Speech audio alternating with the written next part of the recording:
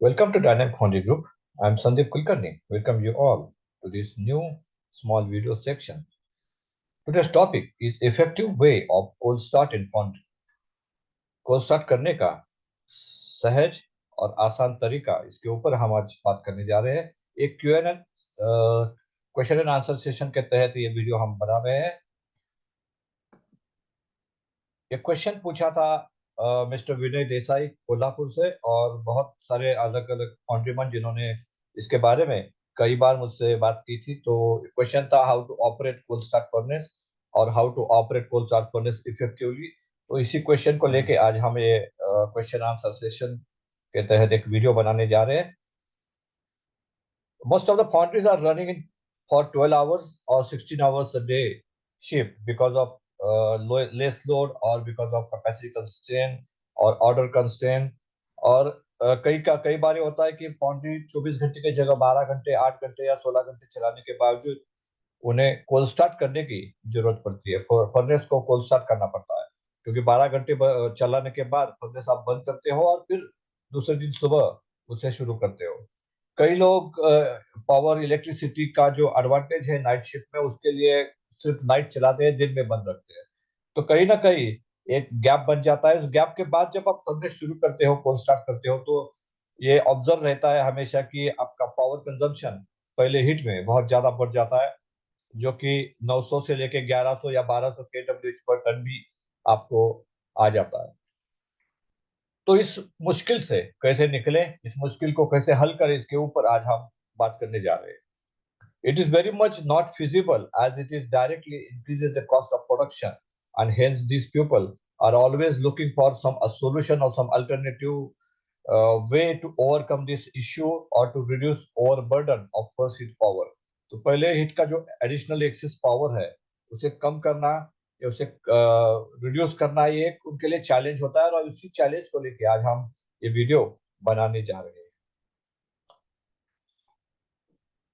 Hence, in this video, we are going to see how we can improve our cold start process so that we can reduce the power consumption for the first heat and thus reduces the power cost। किस तरह हम production और power cost को कम कर सकते हैं शुरू के कोल्ड स्टार्ट के हीट के लिए, ये हम इसके ऊपर आज हम बात करने जा रहे हैं। It starts from closing of shutdown of furnace. तो ये जो प्रक्रिया है कोल्ड स्टार्ट की और फर्नेस शुरू करने की, यह प्रक्रिया की जड़ या यहाँ शुरुआत होती है जब आप फर्नेस को बंद करते हैं। उस समय से आप फर्नेस को कैसे बंद करते हैं उसके ऊपर काफी डिपेंड करता है कि आपका कोल्ड स्टार्ट साइकिल क्या रहेगा, और उसी सिलसिले में आज हम इस वीडियो में बात करने जा रहे हैं। द वे वी क्लोज और shut down the melting furnace will directly impact the power consumption of first heat.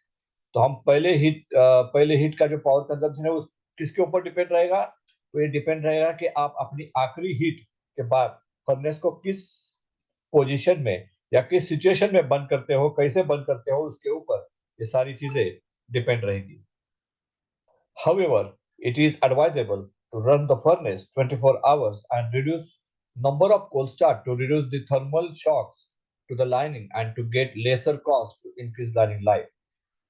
यहाँ पर एक इम्पॉर्टेंट चीज ये है कि इस वीडियो के बावजूद मैं ये बताना चाहूंगा कि जैसे भी पॉसिबल है आप कोशिश यही करो कि 24 घंटा आप फर्नेस चलाओ, ताकि आपका कोल्ड स्टार्ट कम हो जाए, ताकि आपका जो लाइनिंग लाइफ इंप्रूव हो जाए। क्योंकि हमेशा ही जब आप कोल्ड स्टार्ट करते हो या फर्नेस को बीच में बंद करते हो और फिर से शुरू करते हो, तो एक उसके ऊपर एक थर्मल शॉक आता है लाइनिंग के ऊपर, जो आपकी लाइनिंग लाइफ को कम कर देता है, आपकी पावर को इंक्रीज करता है। इससे लाइनिंग लाइफ कम हो जाएगा, आपका पावर का कंजम्पशन बढ़ेगा, आपका पावर कॉस्ट बढ़ेगा।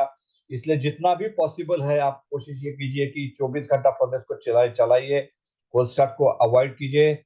लेकिन प्रैक्टिकली कोल्ड स्टार्ट अवॉइड करना मुश्किल हो जाता है, स्पेशली आपको वीकेंड्स के बाद में जब आप फिर स्टार्ट करते हो नया वीक, तो आपको कोल्ड स्टार्ट करना ही पड़ेगा। तो यहाँ पर ये वीडियो का इम्पोर्टेंस ये है कि ना सिर्फ जो 12 घंटा 16 घंटा चला रहे हैं उनके लिए, बल्कि सभी लोगों के लिए ये वीडियो इम्पोर्टेंट है। क्योंकि आपको हफ्ते में एक बार तो कम से कम कोल्ड स्टार्ट करना ही पड़ेगा, क्योंकि आप जब फ्रेश स्टार्ट करोगे वीकेंड के बाद में, तो आपको कोल्ड स्टार्ट की जरूरत पड़ेगी पड़ेगी।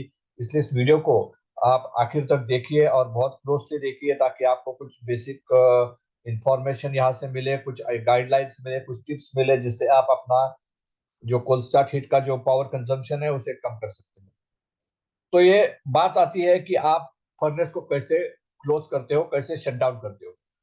तो when you stop the furnace, do not allow furnace to cool very slow, use fan और blower to cool the furnace faster. ये बहुत ही इंपॉर्टेंट फैक्टर है जो डिसाइड करेगा कि आपकी कोल्ड स्टार्ट साइकिल क्या होगी।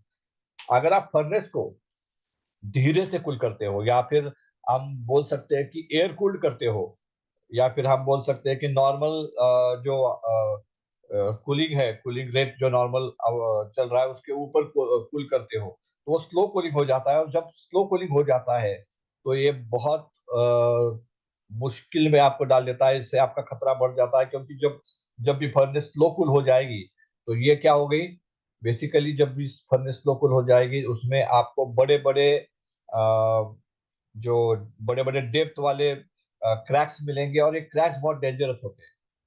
तो ये उम्मीद करना कि फर्नेस को स्लो कूल करे, उससे बेहतर ये है कि यू कैन यूज फैन और blower to cool the furnace faster. जितनी जल्दी से आप फर्नेस को कूल करोगे, जहां पर मैंने लिखा हुआ है कि furnace should reach temperature of 300 to 400 degree within 1 hour from stop of furnace. तो जैसे आप फर्नेस को बंद करते हो तो उसके बाद 1 घंटे के अंदर फर्नेस का टेम्परेचर 300 से 400 डिग्री पहुंच जाना बहुत जरूरी है। अगर ये पहुंच जाता है तो उसमें जो क्रैक्स डेवलप होंगे लाइनिंग में, वो क्रैक्स छोटे होंगे, डेप्थ में भी कम होंगे, और वो कम खतरनाक होंगे, आपको वो कम डैमेज देंगे। जबकि आप स्लो कूलिंग करोगे तो जो क्रैक्स डेवलप होंगे वो बड़े होंगे, डेप्थ में ज्यादा होंगे, और वो आपको ज्यादा डैमेज दे सकते हैं। इसलिए बहुत इंपॉर्टेंट है कि आप जब भी फर्नेस बंद करो उसे जल्दी से जल्दी फास्ट कूलिंग करो। और 300 से 400 डिग्री 1 घंटे के अंदर अगर आप लेके आए फर्नेस को, तो डेफिनेटली आपको उसका एडवांटेज मिलेगा। फोर्स एयर कूलिंग यानी फास्ट कूलिंग जो करेंगे, it helps in developing more number of cracks. उसमें क्रैक तो बहुत ज्यादा जल्दी, बहुत नंबर्स में बहुत ज्यादा बनेंगे, तो उसकी तादाद ज्यादा होगी, लेकिन it will be in lower in depth, वो डेप्थ में बहुत कम होंगे। And this helps in faster cold start cycle.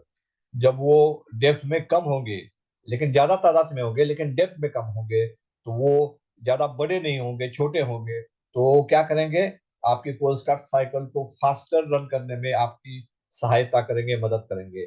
जब भी आप स्लो कूलिंग करोगे फास्ट कूलिंग की जगह, तो आपको शायद कम क्रैक्स मिलेंगे, लेकिन वो क्रैक्स डेप्थ में बहुत ज्यादा होंगे, बड़े होंगे, और वो बड़े क्रैक्स वो आपको ज्यादा डैमेज पहुंचा सकते हैं, वहां से मेटल लीक होने के चांसेस ज्यादा है। तो इसलिए बहुत इंपॉर्टेंट है कि आप फोर्स एयर कूलिंग करें, 300 से 400 डिग्री 1 घंटे के अंदर लेके आए फर्नेस को, जिससे आपका जो कोल्ड स्टार्ट साइकिल है वो फास्ट हो जाए। Slow cooling of furnace gives rise to bigger in depth but and horizontal cracks. One big crack is dangerous than thousand small cracks. ये बहुत इंपॉर्टेंट है। जब स्लो कूलिंग के वजह से जो भी क्रैक डेवलप होंगे वो बिगर बड़े होंगे डेप्थ में, और वो हॉरिजॉन्टल भी होते हैं। जो एक क्रैक है इस तरह का, वो लगभग 1,000 स्मॉल क्रैक के बराबर होता है।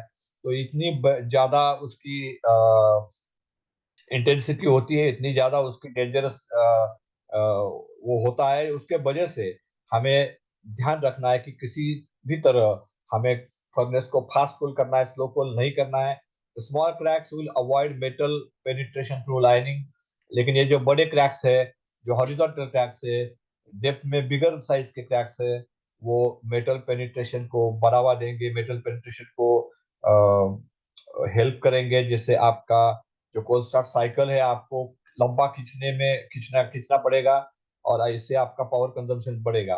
तो हमेशा याद रखिए कि स्लो कूलिंग मत कीजिए, बिग फास्ट कूलिंग कीजिए, ब्लोअर से कूल कीजिए, ताकि आपके जो क्रैक्स डेवलप होंगे फर्नेस के अंदर वो कम होंगे, कम डेप्थ के होंगे, और जो कम डेंजरस होंगे।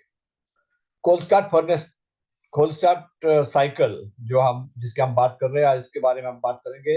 When furnace is cooled faster, जो कि हम बात कर रहे हैं 300 से 400 डिग्री 1 घंटे के अंदर अगर आपका फर्नेस जाता है, तो क्या साइकिल आपको रखनी है। Start the furnace and keep it on 200 kW, 200 kW के ऊपर आप फर्नेस को 15 मिनट चलाइए। and then you start full power after 15 minutes. तो ये 15 मिनट सिर्फ आपको 200 के ऊपर चलाना है, आपको 0 या 150 के ऊपर कुछ भी नहीं चलाना है, सिर्फ 200 डिग्री के ऊपर 200 के डब्ल्यू के ऊपर आपको 15 मिनट फर्नेस को चलाना है, उसके बाद आपको फुल पावर देनी है। तो ये सिंपल साइकिल आपको रन करनी है कोल्ड स्टार्ट के लिए।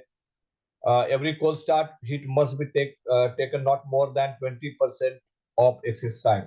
तो आपका नॉर्मल हीट टाइम है, अगर 40 मिनट्स है तो कोल्ड स्टार्ट फर्नेस 50 मिनट के अंदर 50 मिनट में आ जानी चाहिए। 50 मिनट से ज्यादा उसको टाइम नहीं लगना चाहिए। अगर आप सही तरीके से फर्नेस को शट डाउन करते हैं, बंद करते हैं, और अपना जो कोल्ड स्टार्ट का साइकिल है वो सही तरीके से चलाते हैं, तो not more than 20% excess time नहीं लगना चाहिए, उससे ज्यादा टाइम नहीं लगना चाहिए। ये कुछ एग्जांपल मैंने यहाँ पर एक ब्लोअर आपको दिखाया, एक फैन लगाया फर्नेस के ऊपर फास्ट कूलिंग के लिए, आप देख रहे हैं यहाँ पर। ये एक पोस्टर है डायनामिक फाउंड्री ग्रुप ने जो पहले बनाया था, उसमें से एक पोस्टर है जिसमें आप देख सकते हैं कि लिखा हुआ है, do not allow furnace to cool very slow, use fan और blower to cool the furnace faster. Furnace should reach temperature of 300 to 400 degree within 1 hour from stop of furnace. Forced air cooling helps in developing cracks of lower depth. This helps in faster cold start cycle. Slow cooling of furnace gives rise to bigger and horizontal cracks. One big crack is dangerous than 1,000 small cracks. Small crack will allowed or avoid small cracks will avoid metal penetration to lining, लेकिन big cracks से metal penetration के chances बढ़ जाते हैं, इसलिए you follow fast cooling. जितनी भी force air करके या फिर ब्लोर लगा के, फैन लगा के जितनी जल्दी आप फर्नेस को कूल कर सकते हो 300 to 400 degree within 1 hour, उससे आपका कोल्ड स्टार्ट साइकिल फास्ट हो जाएगा, आपका लाइनिंग लाइफ बढ़ेगा, आपकी फर्स्ट हीट का पावर कंजम्पशन कम हो जाएगा। ये सारे एडवांटेज आपको मिल जाएंगे। So this is from my side. Thank you very much for patient hearing, and hope this video will help you in reducing your power consumption in full start cycle, and also your lining life will get better. Thank you once again very much.